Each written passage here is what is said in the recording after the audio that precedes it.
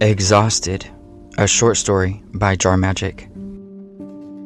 Trigger warning, themes of self-harm and isolation. Exhausted.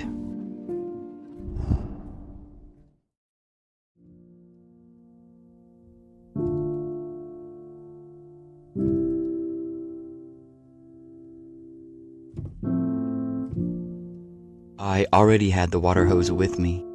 It was still in the trunk. I'd never gotten around to replacing it with the old busted one at home, like I should have done weeks ago. It's strange, isn't it? The things we overlook, dismiss as insignificant, somehow turn out to be the most essential in the end. Do you ever wonder why that is? Why we don't notice? Could it be a form of blindness? Or is it just a lack of will, a denial, or even entitlement? Maybe it's more like breathing. Something we barely notice, always assuming it'll be there whenever we need it, appreciating it only after it's already gone. It feels almost selfish, doesn't it? To only realize the value of something after the fact. What if we counted our blessings sooner? If we accepted that they're limited, not rightfully ours, but borrowed? Do you think that maybe, just maybe, when our last day inevitably arrives, when our last breath is spent, it won't feel so much like a betrayal?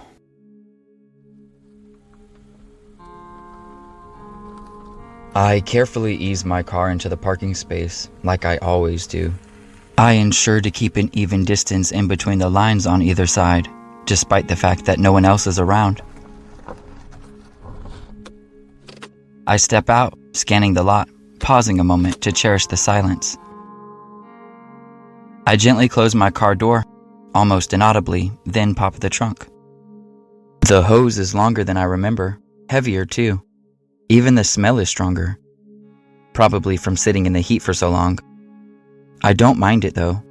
There's something so familiar about it, a distinct, almost nostalgic scent I can never quite place.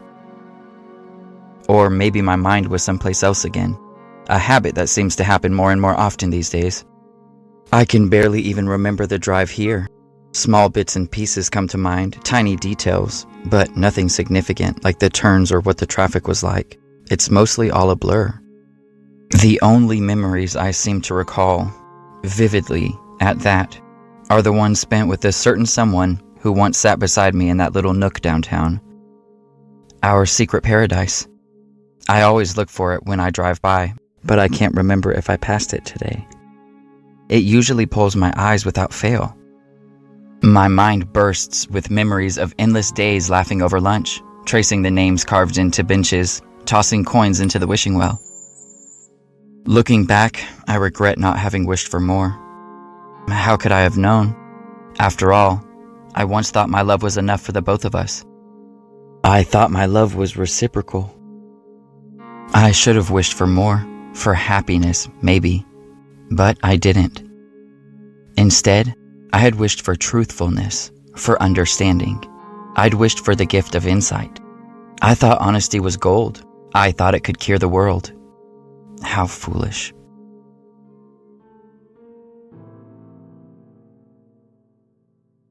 The coil of the hose banged against the bumper, yanking me out of my trance. I felt my face flush. I instantly began apologizing for my inconsiderate disruption, for so rudely disturbing the peace. Sorry. I wanted to cry, but drawing attention wasn't an option. I needed to be completely alone for this to work. I forced a shy, friendly smile, subtly glancing side to side over my shoulder. But then I remembered, no one else was here, exactly as I'd planned. It didn't save me from embarrassment, though. Tears well up in my eyes from the shame I felt over the sudden noise I'd caused. I made sure to park far enough off the road that no one would easily see my car, but not so far that it would seem suspicious. People are less likely to ask questions if it looks like you just pulled over, right? Until today, I'd never seen the underside of my car, or any car for that matter.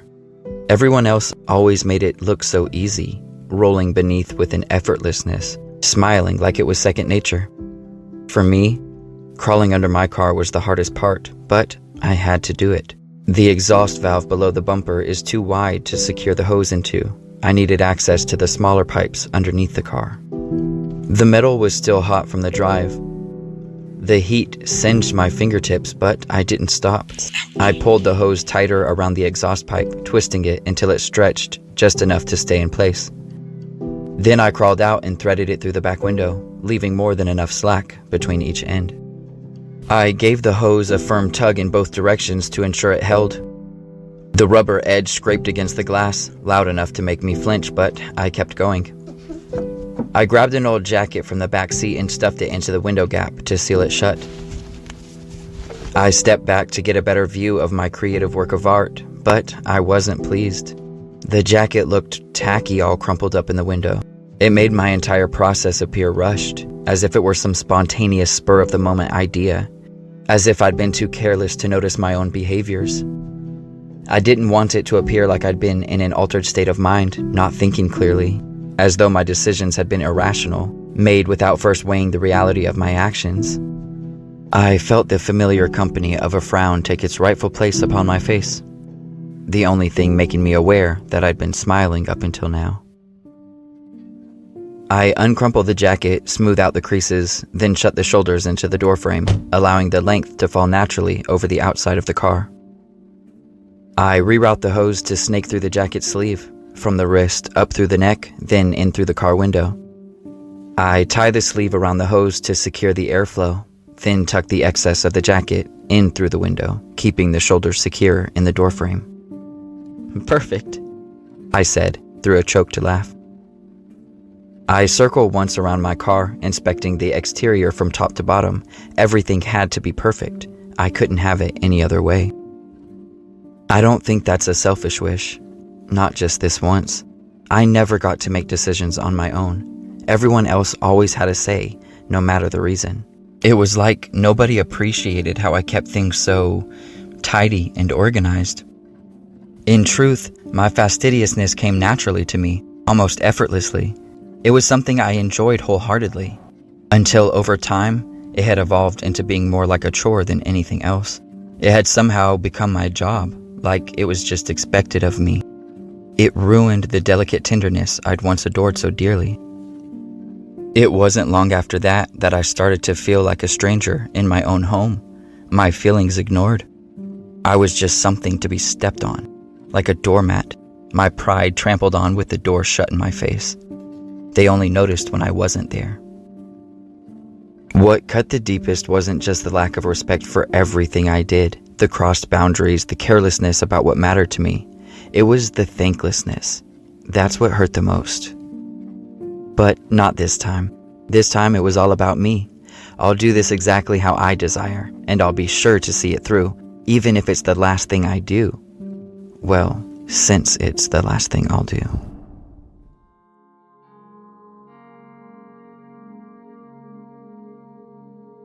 A hideous feeling of guilt swelled inside my chest, growing heavier the longer I acknowledged it. But why? I should feel elated, shouldn't I? I should be proud of myself, brimming with pride for my sudden onset of stewardship, for finally administering my own individuality. Shouldn't I? But I didn't. Not in the least bit. I guess feelings of self-empowerment were only meant to be felt by normal people, people who actually matter. Sometimes I wish that I could have mattered, to anyone, for anything at all, that I could have been someone who made a real difference in the world. But that's not the hand I was dealt. Fate had other plans for me. That's not so bad, right? Maybe I'm just looking at it all wrong, and it's actually me who's the lucky one after all. Maybe being a nobody is truly a blessing. A blessing in disguise, of course. Just a really, really good disguise. Or maybe I'm the special one that everybody else wishes they could be. Someone like me. Yeah, right. Like that would ever happen. Liquid pity spills in a stream down my cheek. A gentle wind freezes the flow solid, tight and prickly. I don't bother wiping it away, just leave it there as punishment. Or as some kind of heart on my sleeve. That ought to teach me a lesson. I take a deep breath, allowing this emotion to run its course, expending its energy. Then I release it back into the universe, reminding myself, it'll all be over soon. I slip into the driver's seat, almost as quietly as I'd arrived. I give my attention to the lake, to its abundant motes of glittering confetti, free as the sun dancing on the water. Its twinkling lights lure like a snare. I habitually pull the seatbelt over myself, but I stop, burying my face in my hands as I release the belt. The noisy whipping and winding as it recoils sends a wave of shame through me. I could almost hear their mock. What good would a seatbelt do for you? I give myself an ounce of credit for not making a fool out of myself entirely. I look up to see two waddling ducks. If I kept myself completely still, I could just make out the sounds of their quacking. Their delicate voices sounded harmonic, like they're in agreement with one another. So pure, not a worry in the world. I almost envy their strength, how they choose to carry on with their lives despite the challenges of living in the wild. They pause at the edge of the lake, exchanging glances, flapping their wings in unison before hopping onto the water surface. I swear I could almost see an outline of a vintage heart closing in around them as they faded from view. I cross my arms over my chest, my hands over my heart. I close my eyes, smile, and then squeeze my arms into myself, savoring their moment. It felt like an obligation, respectfully. Not everyone is lucky enough to bear witness to such beautiful moments of true, authentic love. What a shame. I suppose that's my cue, my turn to fade away. Not in quite the same manner as the ducks, but close enough. We'd at least both be sharing the setting sun as the background to our happily ever after.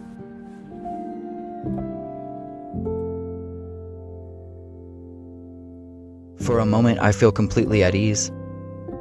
I leaned back in my chair and listened to the silence one last time. Then I reached for my keys. The turn of the key in the ignition felt natural in my hand. The rumble of the engine felt soothing. My mind instinctively painted pictures of a drive home, one that I suddenly realized wouldn't be happening. That's when the overwhelming smell of car exhaust filled my nose. It made my stomach turn and my head spin almost instantly. I took a deep breath, trying to relax my nerves, only to find myself coughing in response to the fumes. My chest felt tight, my body instinctively rejecting the poison, while my mind screamed for calm. I felt my arm reach for the door handle, fingers hesitant as they wrapped around the cool metal. The idea of fresh air was intoxicating, an escape so close, so simple. My thumb rested over the latch, almost pressing down. The smallest movement would be enough to let it all out, to let me out.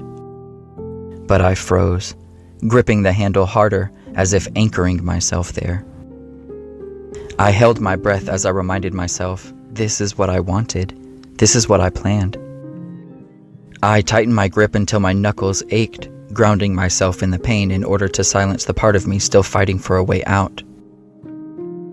My fingers loosened their grip on the handle, and I let my arm fall limp at my side. The thought of stepping out into the fresh air teased at my resolve, but I knew better. I leaned back against the seat, letting the vibrations of the idling engine pulse through me like a faint heartbeat. I closed my eyes and felt the heaviness settle over me, part dread, part relief. The muffled tone of the engine became a lullaby, sweet and rhythmic. It reminded me of road trips as a kid, my forehead pressing against the car window, watching the world blur past as I dozed off. Back then, the sound meant safety, comfort. Now, it was something else entirely. Or was it? The air became increasingly saturated, pressing against my lungs like a weighted hug. My thoughts began to untangle, quieter now, less frantic. Faces I hadn't seen in years flashed in my mind. Family, old friends, people I'd lost touch with. Would they remember me? Would they understand? I wanted to believe they would, but I couldn't be sure. What they thought wasn't up to me. The ducks on the lake came to mind again. The way they moved in perfect harmony, their small lives free of doubt or hesitation. Maybe they didn't have the answers either. Maybe they just were. I opened my eyes and watched the sun dip lower on the horizon, casting the lake in a golden light like honey. The scene was so still, so perfect, that for a moment, I think I forgot to breathe. I wanted to hold on to it, freeze it in time, but time, like everything else, wasn't mine to control. My hands found their way to my lap, palms up, as though waiting for something to fall into them, but nothing came. I gave a small broken laugh, so quiet it was almost a sigh. As the last rays of sunlight disappeared, I closed my eyes again. This time I didn't fight the stillness. My chest rose and fell with the rhythm of the engine, slower and slower, until it felt like I was a part of the lake itself, part of the air, part of everything, or maybe a part of nothing. And I let go.